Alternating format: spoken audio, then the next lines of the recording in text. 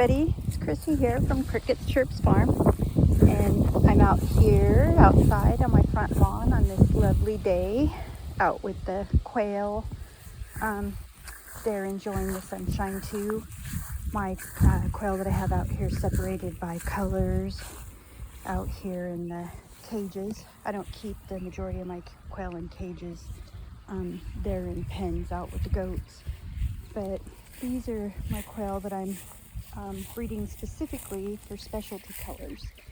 These are my quail they're my tuxedos. I'm going to try to breed them to get the white quail.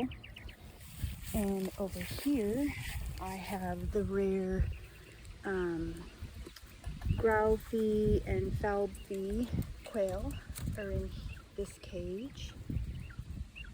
These are really hard to get color and they're very pretty. And then over here we have the Rosetta and Tibetan, which are actually quite common. You usually see these in the Celadon, the blue egg laying quail. So anyway, the video was not about them, but I just wanted to show you that I'm out here with them.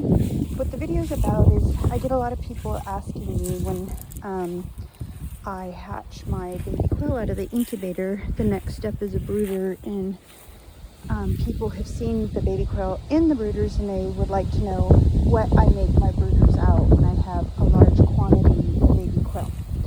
So just real quick, what I use is one of these large Rubbermaid containers, the totes. I think they call them totes. And let's see, this size here is a 35 gallon. So here's the bottom of it. And then what I do, or sometimes my son helps me do, because I have neck issues, which causes me to have a hard time cutting things. This isn't hard to cut, but it can be for me sometimes. It's actually probably quite easy for most people. But you take a utility knife and there's actually a line along the edge of it already, and you cut out a large rectangular shape in the top of the tote that comes with the tote when you buy it. And then poke holes all along the edges. We use a drill when we do it, just all along the edges, poke holes after you cut your rectangular shape. Then we cut out a rectangular shape that's about an inch wider than what you just cut that out of, and of hardware wire. And I use the 1/4 inch, that way the quail can't get out, and depending on what kind of predators you have, mice, snakes, rats, whatever it might be, nothing can get into this. The only thing that can get in is maybe flies, and the quail will eat those and they just love them. Then we use these little tiny zip ties to fasten it on. So that's what the holes are for. You just lay your hardware wire over the top. Then you take these little zip ties and fasten them into each hole.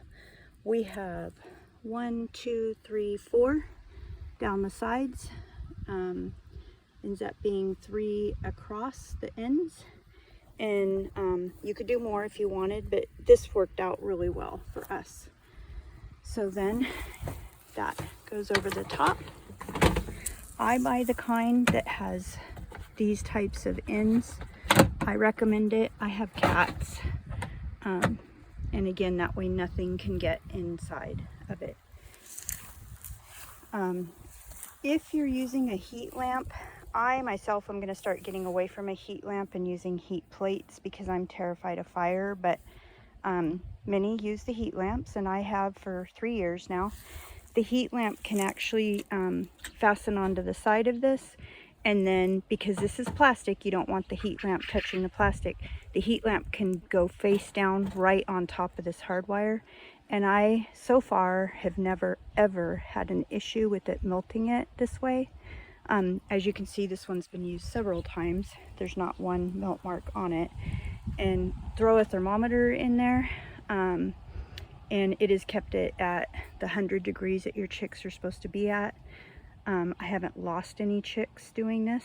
And plug it into the wall, fasten it on the side, and put it face down right here. I put their little water dish, their food dish. I feed mine organic, 16% protein, corn and soy free crumble is what I give mine.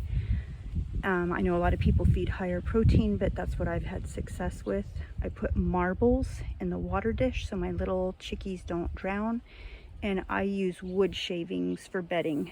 I know people use paper towels and other things.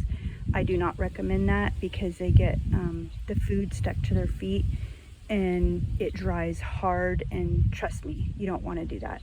I use, like I said, wood shavings, and I've tried everything, and I've gone back to wood shavings, and that is all I will use. And yes, it gets in their water, and yes, you have to be constantly cleaning it out, but it's worth it. So there you have it. There's your little chickie brooder.